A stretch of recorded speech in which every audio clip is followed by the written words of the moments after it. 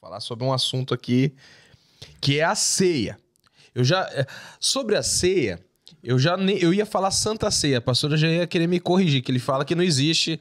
A pastora fala que não existe Santa Ceia, existe ceia.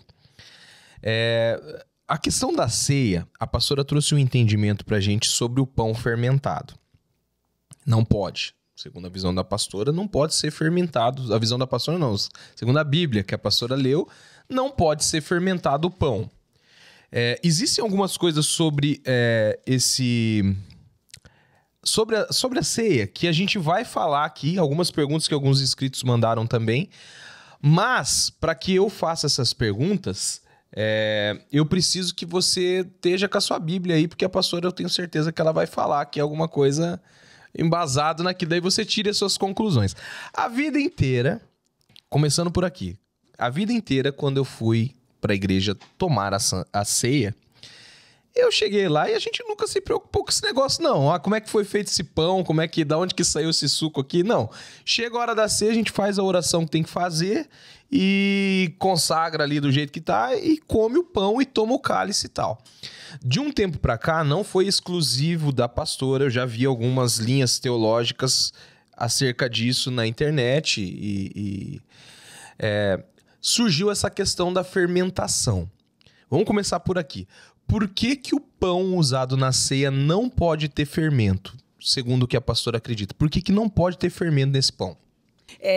Então, por que o pão da ceia não pode ter fermento? É isso? Foi essa a pergunta. Por que o pão da ceia não pode ser fermentado? Pode ser fermentado, porque ele representa o corpo de Cristo. É simples, né?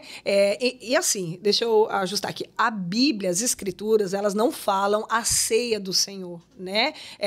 Elas não falam a Santa Ceia, tá bom? Fala a ceia do Senhor, cálice, né, do Senhor, enfim, mas não fala a Santa Ceia. Então é errado colocar na minha igreja a Santa Ceia? Eu não estou dizendo que é errado.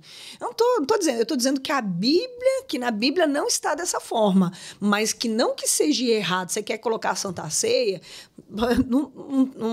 A Bíblia não está falando que é errado, tá bom? E na Bíblia nem está falando que é assim. Então, tá tudo certo. Em relação à ceia, de novo, vamos lá. Gente, a ceia, o que é a ceia? É o pão, né? Quando Jesus ele vai comer a Páscoa, que ele se reúne com os seus discípulos, ele come a Páscoa, né? E a Páscoa a gente sabe que é um pão asmo. E né, na Páscoa, eu vou falar, essa é a forma que eu gosto de falar e ver. Ele institui a ceia, porque depois deles terem comido a Páscoa, nesse momento, Judas, depois que eles comeram a Páscoa, se levanta. Tem muita gente que não sabe, Judas ele não participa da ceia. Ele só come a Páscoa. Quando Jesus ele pega o pão e ele parte o pão, que representa o corpo dele, né? Ele parte o pão e ele fala que esse é o corpo dele que será entregue por vós. Ele fala e ele, né, vão repartindo isso para a gente entender a questão do corpo, que o corpo de Cristo e que ele se entregou por nós. Não tinha fermento, era um pão asmo, né? Ou ázimo, ele não tem fermento. E a gente vai vendo que no decorrer das Escrituras também é dessa forma, tá? Não tem. E o suco, o fruto da vide também não é um vinho, não é fermentado, é o suco, é o fruto da vide, é o suco puro da uva, que representa o sangue dele derramado. Então, quando ele fala que nós precisamos fazer em sua memória, para lembrarmos a ceia, é para lembrarmos de 3 coisas muito importantes: do sacrifício que foi feito, do corpo de Cristo que foi entregue, do sangue dele que foi derramado, a salvação.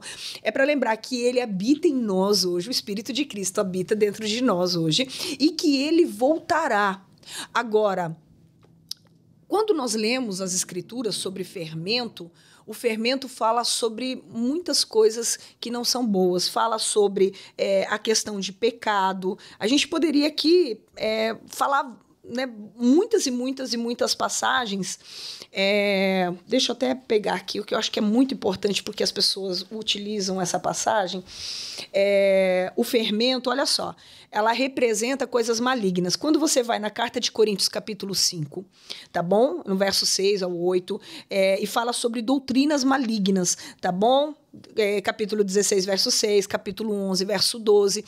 E, então, assim, do fermento não existe nada de bom dentro das escrituras que dá referência ao fermento. O fermento é coisas malignas, o fermento dá referência ao pecado, de doutrinas erradas. Então, por que cargas d'água a gente vai colocar fermento no pão que representa o corpo de Cristo? Então, esse ato que nós fazemos, né, que é a ceia, ele não é pouca coisa, ele não é uma coisa pequena que a gente vai lá e cumpre alguma coisa e pronto, acabou. Não, de forma alguma. É muito importante, é uma comunicação que nós estamos fazendo e uma ordenança que nós estamos cumprindo, que Cristo deixou fazer isso. Toda vez que se reunir, fazer isso em memória de mim. Toda vez que você fizer, faça em memória do Senhor. Então, representa o corpo de Cristo. O corpo de Cristo tinha pecado?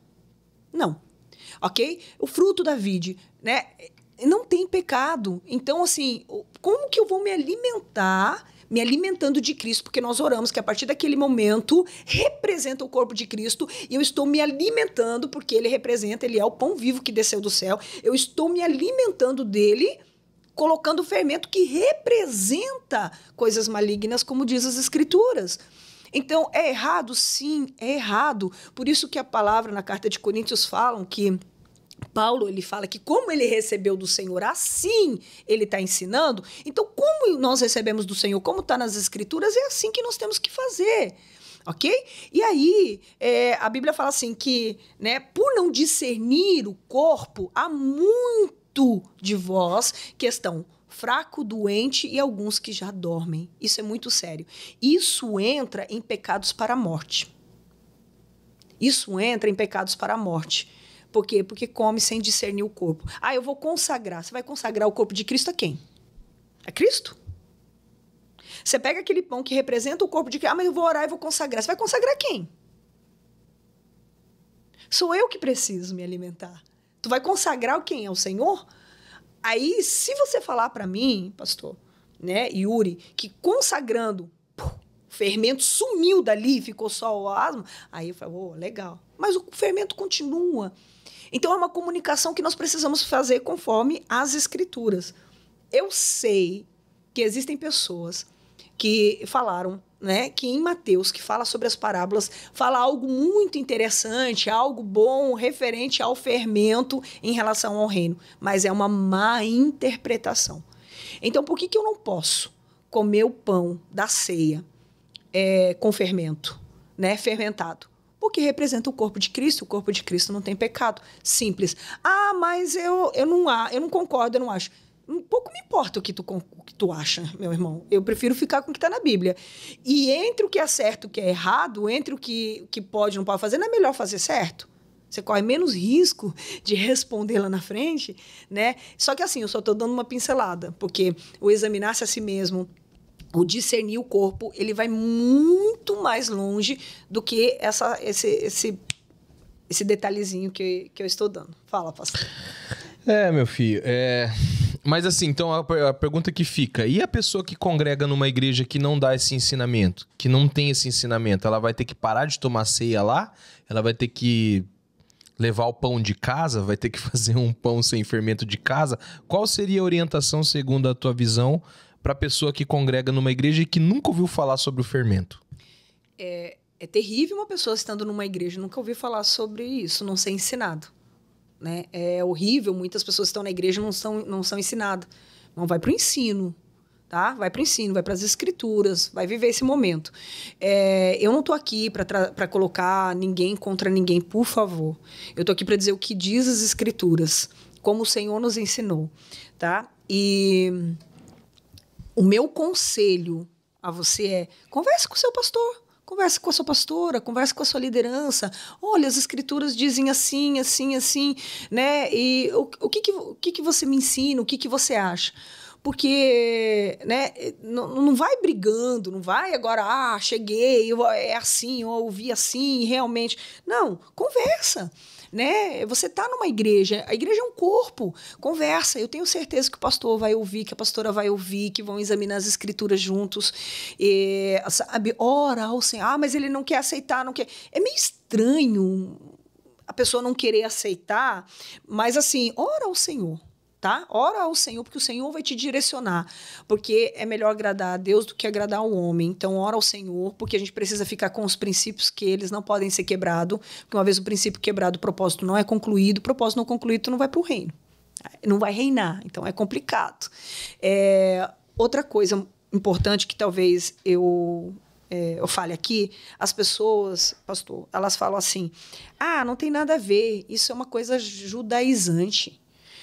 Colocar o fermento sem fermento, isso é uma coisa judaizante, isso aí é uma coisa antiga. Eu vou falar para vocês, os judeus hoje, né, com exceção dos messiânicos, né, os judeus, eles não participam da ceia, eles não fazem a ceia, eles comem a Páscoa.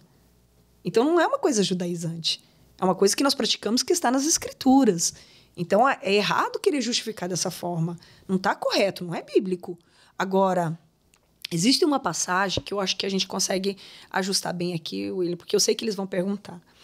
Em Mateus, no capítulo 13, no verso 31, sobre uma parábola, está dizendo assim, outra parábola lhe propôs, quem? Jesus, dizendo, o reino dos céus é semelhante a um grão de mostarda que um homem tomou e plantou no seu campo, o qual é menor do que todas as sementes, mas quando cresce é maior do que todas as hortaliças, tornando-se uma árvore de modo que as aves do céu vêm e aninham-se nos seus ramos. Isso não é bom. Quando você pega Mateus, no capítulo 13, lá no início, você vai ver que o Senhor se refere a essas aves do céu como um maligno, tá bom? E não é coisa boa. Aí a gente entra no verso 33. Disse-lhe outra parábola, o reino dos céus é semelhante ao fermento que uma mulher tomou e escondeu em 3 medidas de farinha. Escondeu em 3 medidas de farinha até ficar tudo levedado. E todas essas coisas, falou Jesus às multidões em parábolas e sem parábola nada lhes falavas. Então, escute isso. As pessoas acham, elas utilizam Mateus capítulo 13, 33 para dizer que o fermento também foi visto agora como uma coisa boa e aplicado como uma coisa boa, e não é verdade. Quando você estuda, você vai ver que a mulher, ela representa a igreja ela é representada pela mulher dentro das escrituras, ok? Então, a igreja representa a mulher. As parábolas, lembra que eu falei no início? Ela é a aparência do reino. Ela não é a realidade, ela não é a essência. É uma aparência. Então, o que essa mulher está fazendo? Ela pega esse fermento, né? Ela esconde em 3 medidas. 3 medidas eram as 3 refeições importantes, necessárias para um dia. 3 alimentos, né? Ela esconde em 3 medidas de farinha até ficar tudo o quê? Levedado. Então, como eu já disse, nas escrituras, o fermento representa as coisas malignas, ok? A igreja, que é o reino dos céus no aspecto prático, por favor, entenda isso, vou bem devagar com Cristo, a flor de farinha sem fermento, como seu conteúdo, deve ser um pão asmo. Carta de 1 Coríntios, tá bom? Capítulo 5, o verso 7 e o verso 8. No entanto, eu vou colocar dessa maneira, algumas igrejas, ou algumas instituições, ou algumas denominações, vou colocar assim para o dia de hoje, ok? Para não ofender ninguém, ok? Que começou, algumas igrejas que foi oficializado lá no século VI, ok? Que representa aqui a mulher também, acolhe muitas práticas pagãs, muitas doutrinas heréticas, ok? E questões malignas. Misturou os ensinamentos, aquilo que é puro com aquilo que é impuro. E houve, então, uma mistura, Se você parar hoje, existe muitas igrejas, Yuri, que tem muitas práticas pagãs, que trouxe as práticas pagãs de fora para dentro. Sabe? Que trouxe doutrinas que não são do Senhor e trouxe para dentro da igreja, para dentro da instituição. Ok? E aí, essa igreja, ela começa o quê? A acolher essas práticas pagãs, aquilo disfarçado, aquilo que parece que é bom, aquilo que não tem nada a ver, aquilo que, sabe? E aí trouxe para dentro. E a gente consegue ver que, né, essa mistura com os ensinamentos, né, relativos a Cristo, levando o quê? Assim, todo conteúdo numa mistura que se tornou um conteúdo corrupto, tem aparência, mas não tem realidade. Parece que é bom, mas o final é de morte. Então, quando você estudar um pouquinho mais a fundo essa passagem, você vai ver, não é bom. É uma contaminação que foi trazido para dentro nos ensinos, nas práticas, nas coisas que não convém, e houve então uma mistura e um pequeno pouco de fermento leveda toda a massa, contamina tudo. Então, por favor, não utilize essa passagem, né? Claro, você tem toda a liberdade para você fazer o que quiser, mas não utilize essa passagem, sabe?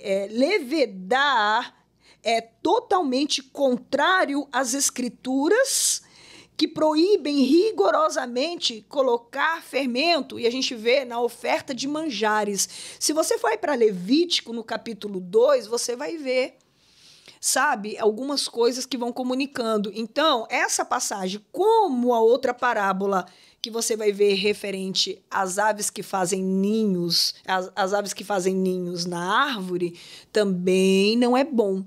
Você vai um pouquinho antes, lê um contexto um pouquinho antes, você vai ver que está se tratando de coisa maligna.